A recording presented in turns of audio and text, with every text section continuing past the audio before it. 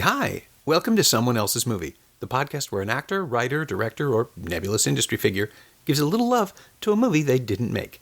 I'm Norm Wilner, senior film writer for Now Magazine, and this is the other thing I do. My guest this week is Ronnie Rowe Jr., an actor you may have seen on Dark Matter, Murdoch Mysteries, or Republic of Doyle for starters. He also plays the title role in Corey Bull's debut feature Black Cop, which premieres at the Toronto International Film Festival tonight, Tuesday, September 12th, at 9:30 p.m. at the Scotiabank Theatre.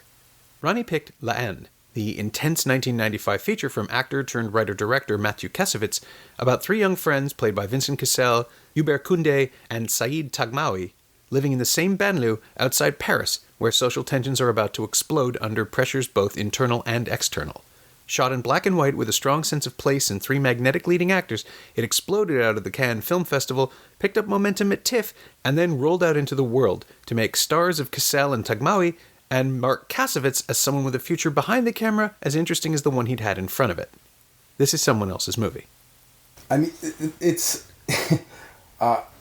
because of how relative it is. It was able to withstand 22 years, and you could watch it right now and be like, this could have been filmed last year. Yeah. I was just talking to somebody about Aki Kaurismäki's new film, which is like, it's exactly the same story as Le Havre. It's a European man helping an immigrant from the Middle East, and he told that story 6 years ago, and now it just has so much more, like, you get nervous watching this gentle film just because the world is meaner than it used to be. And this, like, that's, La Haine is a mean movie to begin with. Oh my gosh. It's and that's another thing, was the grit of the movie, right? And the relationships, because, you know, growing up and playing basketball, you have these bonds with people.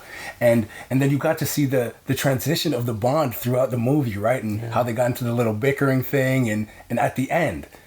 I mean, that's why I had to go with it. It's a great choice, and it's one that I had forgotten just how I hadn't forgotten how intense it is, certainly, but I'd forgotten just how there were all of these films that came out right after, Reservoir Dogs, basically. Yeah, oh boy, that inspired people to do dialogue-driven crime pictures, where the crime is almost incidental. It's really more about the relationships. Definitely. And then this comes out, and it just felt like another explosion, like a different level of it, because Kassovitz, I think because he's an actor as well, just lets those people push through genre and cliche and just become real in a way that maybe they wouldn't have been with somebody else doing. And that jumped out of the film to me. You know what I mean? Like how real they were. Like Saeed, like his comedic timing, and like it was so nice to watch again. I was just like, these guys are so good. And there was a moment. I remember when Vincent Cassel was in the movie theater, and he's just there sitting down, and he just picked his nose and rolled it and flipped it. And I'm like, Dad, this is magic. You know what I mean? I was just like, Yeah, and there were so many elements of the movie that made me feel like that. And I was like, that's why I want to talk about this. I was like, even though it has the subtitles, even if you didn't have them, you would know exactly what was going on. Yeah. You know? And it's the intensity of the performances and the visual sense that Kassovitz brings to it. Because it just goes out of the gate right away. Oh. It's like reading a first novel where they put everything in because they might never have another chance to do it.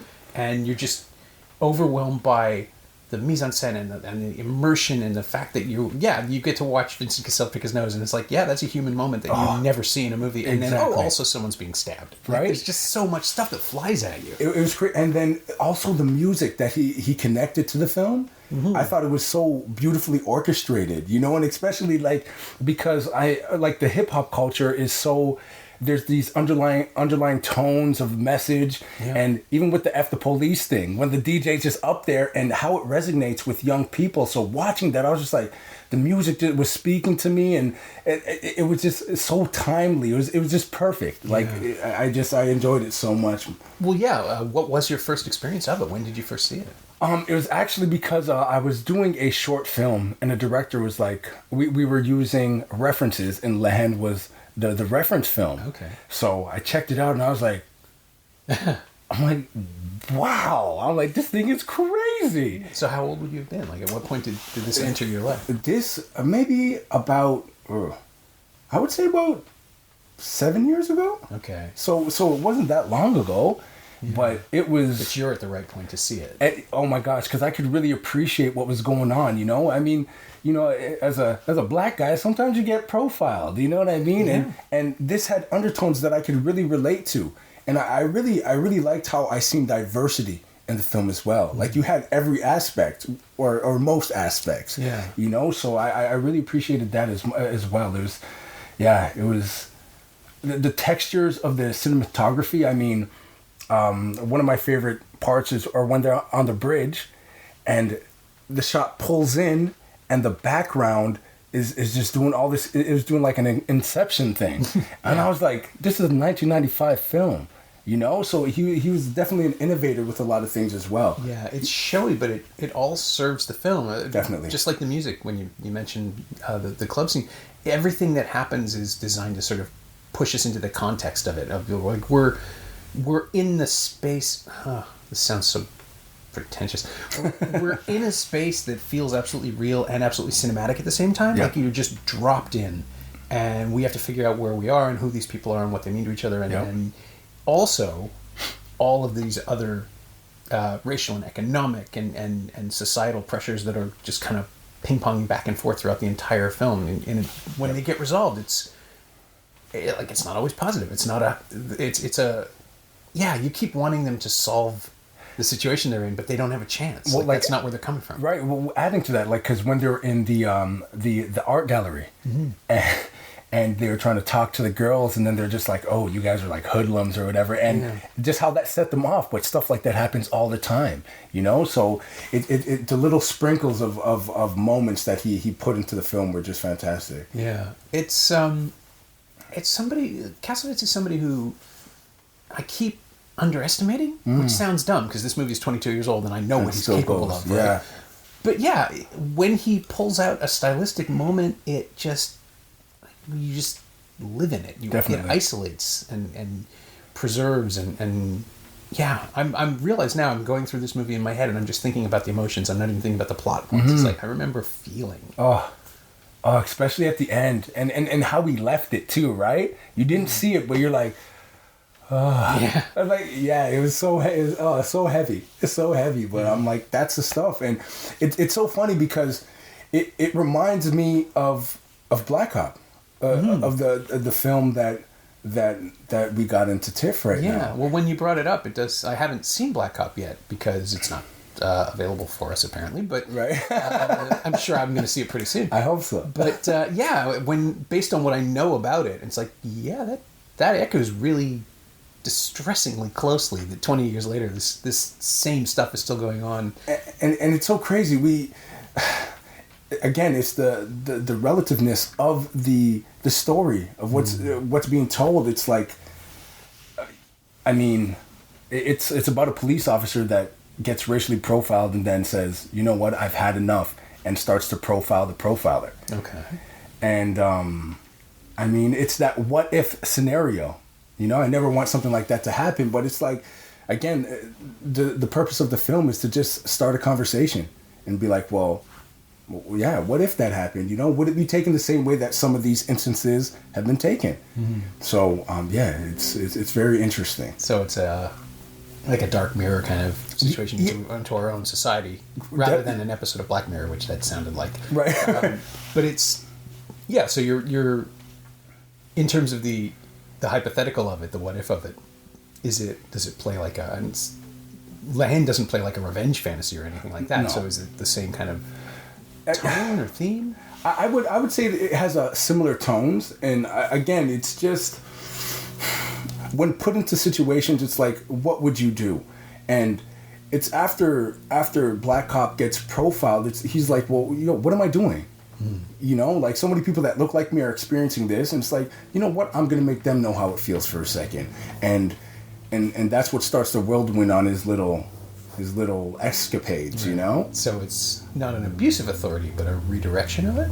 I think it is an abuse of authority. He's using it, but I mean, just like Haine, right? The police officers were abusing their authority, right? But they're not ever portrayed as sympathetic within the course of the film, right? Like we have the perspective of our heroes is that these guys are imposing themselves on their world, definitely, and the tension that drives the tension that runs through the entire movie is that at any given moment, anything you do is subject and suspect, and they can't truly be themselves, right? Because it's read as an act of aggression, which is something like we all knew it in 1995. That there's nothing in it that's surprising. I think it's just the fact that you're being forced to consider how these characters have to function, right? And that was something no one was talking about, right? We had like the Rodney King thing had just broken, and the riots were a few years earlier, and it was all really fresh, but racism was.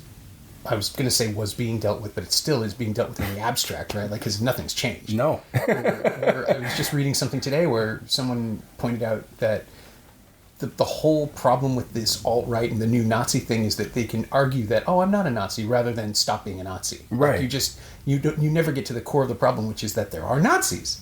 They're just busy taking issue with your specific words and your specific tone, and you never have the real conversation. You never really talk about what's wrong. And the same thing's going on in Haine, but everyone in the movie is, like all the characters in that world, acknowledge it. They're swimming in it. They can't pretend it's not happening. The racism is directed at them, and the pressure is directed at them. So, of course we're on their side. Right. They're...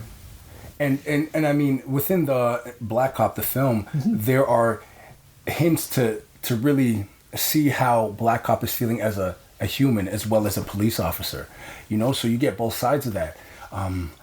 Just for the listeners, his character is described, only named Black Cop. Correct. So it's not like you're saying the title of the movie over and over again. Right, a subliminal way to get it into my name is Black Cop in the movie. So do you know what the character's real name is? Did you make one up or decide on it? Or is it like totally abstracted on that level? It was completely abstracted, and I like that as well. I mean, I created my backstory and stuff like that. But yeah, that's all he was. You were talking about being immersed in racism and being aware that awareness is driving everything. Right, and so with Black Cop, you were saying the question that we were talking about before. I can't remember exactly what you asked. Oh well, just about how in the end, we're always on the side of these like gangsters, right? These criminals, thugs, however you want to describe them, because we see where they're coming from and we see the pressure that's being applied to them constantly.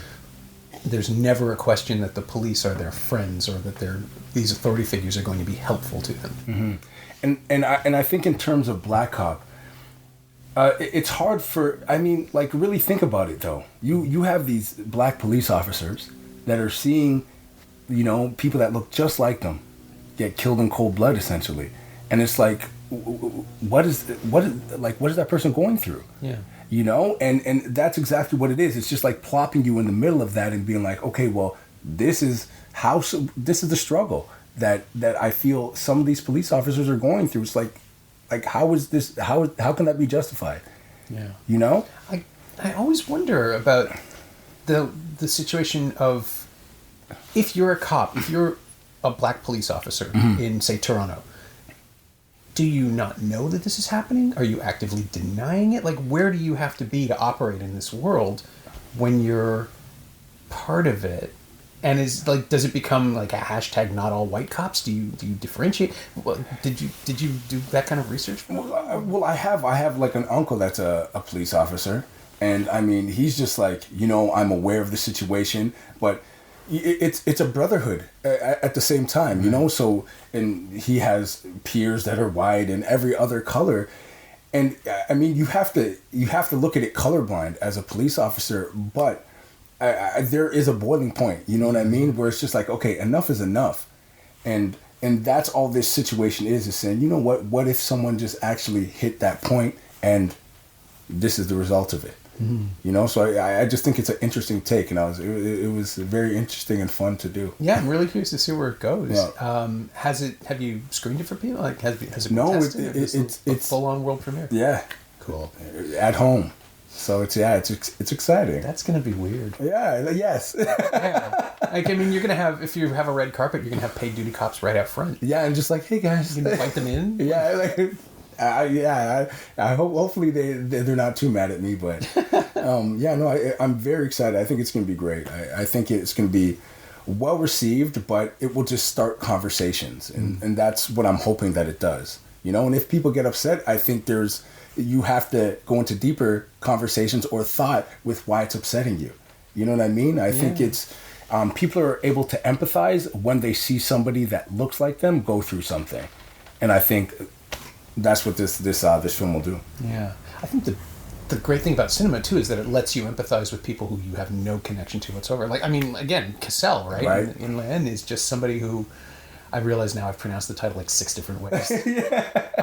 But Cassell was such a discovery in that film because he is so distinctive. Yep. I mean, in person, it's one of those things, right? You know, some actors look exactly like they do. Vincent Cassell looks exactly like he does on screen, but bigger. Yeah. He's much taller than I would have expected. So I met him in Cannes once, and he's just like, it's like a raven coming right at you. He's just like, whoa. This big, beetly forehead and pointy features. And like just the idea that you could cast him as someone sympathetic is great because he doesn't have that look. And at all, the more time you spend with him, the more you relate to this guy and everyone else as well. Like, it's not an alienating experience to see people's lives on screen if you have nothing to do with them. You used to describe cinema as the empathy machine. It makes you feel. Definitely. And if you do it right, you can feel for people that you'd never otherwise know. Definitely. So yeah, I'm kind of curious about this nameless character who either goes on a rampage or doesn't. No one's telling me anything. It's kind of interesting. I'm gonna. He goes somewhere. Yeah, no. I do want to know. I want to find out for myself. Right. But that's gonna be like a bomb dropping in the middle of the festival. This thing is just gonna be out there. And we're gonna have to talk about it. Yeah, it's I think it's great. Have you been drawn into the ongoing stuff in Toronto as as the police situation continues to mutate, as Black Lives Matter continues to be in the way? Do you feel like there's a way forward? Because now obviously we have to talk about literally everything. It's okay. I have no idea how to articulate these questions. No, I mean, I think the biggest thing is empathy, right? We all just feel, and I just feel we need to just look at things with empathy a little bit more. And a lot of times people are just like, oh yeah, but there might be a reason why the cop did that. I mean, if we just strip it down to its barest things, wrong is wrong and right is right. Yeah. We know it when we see it. Yeah, right? You know what I mean? And again, I think it would be more impactful if people started voicing the wrong in it. You know what I mean? Yeah, I do. I know what you're saying. A little bit more, but I understand why people don't as well, right? Yeah. It's like, I have family members who just insist that the police are writing everything, and they're because they perceive the police as standing between good and evil. Them and chaos, right? Like whoever it is. I fully believe that there are people who get into police work because they want to help people. Definitely. I've known a few, and I've also known security guards who really clearly wanted to be cops and just wanted to hurt people, and that was their attraction. And somewhere in the middle is probably the truth. And people are complicated and people are complex, and if you're carrying deadly weapons, you're probably going to want to use them at some point. Like, it's all really awful, and I'm glad I don't have an actual stake in this conversation besides having an opinion. Like, I can work for change, but I'm not going to be able to stand down or stand like now I don't even know what I'm saying anymore. It's such a complicated issue. Yeah. But at the same time, it all does boil down to, no, you probably shouldn't shoot people in the back. And the idea that it's like the alien abduction thing, right? You notice how as soon as people got smartphones, the aliens stopped coming to people in cornfields. And cops started shooting black people. Like, that didn't just happen. Right. It's been going on forever. And America now is proving that, not only is racism constant presence and factor, but it's thriving. Oh man. And it's enabled, and we just got out of that dark period here, I think, with Harper leaving and Trudeau coming in. Yeah. You just want to believe people can be better, but I think everybody has that in them, but experience and perception, and again, like Lehen, right? Media, and it could drive you in a certain direction sometime, and And people they will listen, like whatever they hear sometimes, they're just like, yeah, that's got to be the truth. Yeah. Without investigating. So, I mean, it's a slippery slope sometimes. Yeah. But it's amazing how, like, 10 seconds of camera footage of watching somebody plant a gun on a corpse will tell you everything about the world. And then there are still people who start, well, you didn't see the other 10 seconds. It's like, yeah, that's right. You still planted a gun on a yeah, dead like, but who does that? Yeah. You know, yeah, it's strange, but I mean, I'm optimistic, you know, and I think the way to change is talking about what's going on, right, and not acting like it's not happening. Yeah, yeah. You know, and I mean, for a couple of years, it's like people are like, oh yeah, everything's great. There's no racism at all, but now the truth is out there, and I think that's the upside to it, is that now you know that it's real, it's prominent, and now what are we going to do to move forward with this? Yeah. We should watch more movies. That's good. You can hide in the dark, but you can also learn. Definitely. You know, I mean, I remember when Len played TIFF, and it was a thing about, oh, it's this good French indie that, you know, it's a pretty good action movie, was how I first heard it described. It's like, yeah, you could take it that way, but there's so much else going on, and there's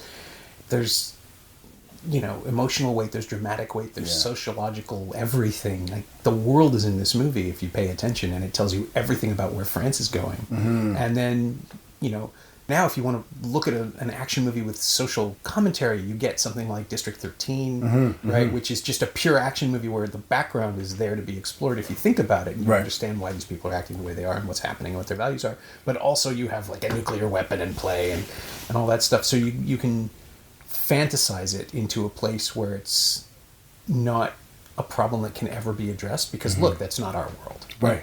N gives us the world as it is. It gives us Europe in 1995, and things aren't going very well. Right. And now it's only worse, but so much has gone wrong in the world. It feels like we're in the wrong timeline sometimes. It feels like a time warp. It feels like a little bit of a time warp. And it's so funny because the writer-director, Corey Bowles, this is actually one of his favorite films as well. So, and I think you'll see the like how it influenced him, because it's such a powerful movie.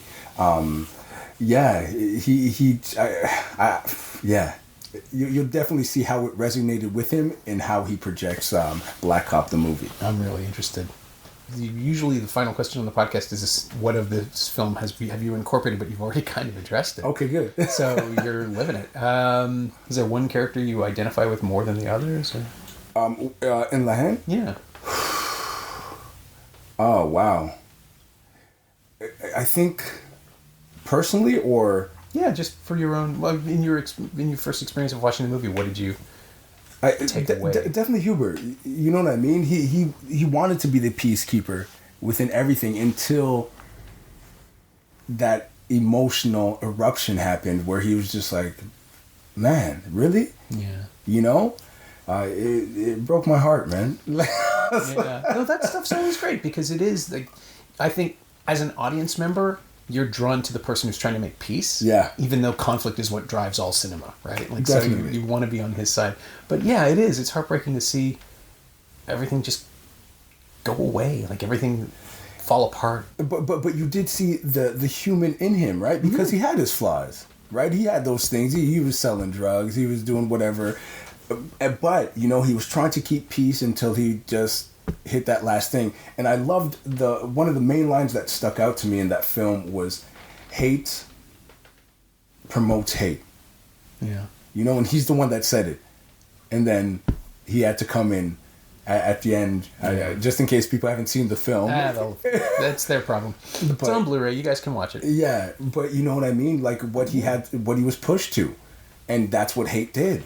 Yeah, and it's just... It is that amazing tragedy of somebody who is smart enough to see the way out and just not able to overcome his own emotion. And it was beautiful, because it's how a lot of people live.